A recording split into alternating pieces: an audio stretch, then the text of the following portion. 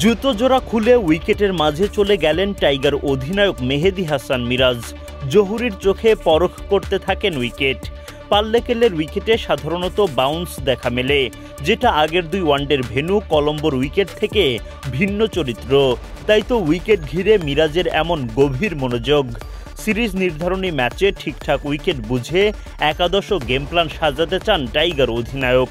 কখনো হাত দিয়ে চেপে উইকেট বোঝার চেষ্টা করলেন, কখনো বা পুরোটা উইকেট হেঁটে হেঁটে দেখলেন।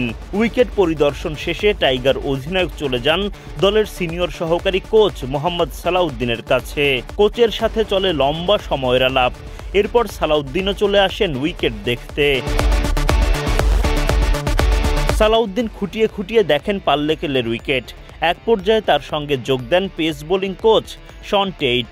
দুই কোচ মিলে উইকেট পর্যবেক্ষণ শেষে আলাপ করতে শুরু করেন।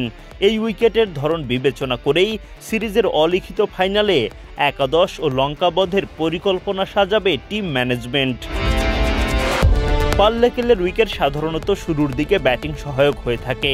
নতুন বলে পেসারদের জন্য বাউন্স ও মুভমেন্ট আদায় করে নেওয়ার উপযোগী উইকেট।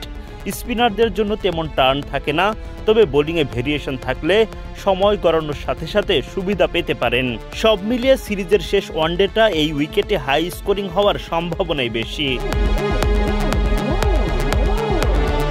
মঙ্গলবার সিরিজ নির্ধারণী ম্যাচে দলের পরিস্থিতি আর উইকেট মিলিয়ে বাংলাদেশের একাদশে আসতে পারে একটা পরিবর্তন।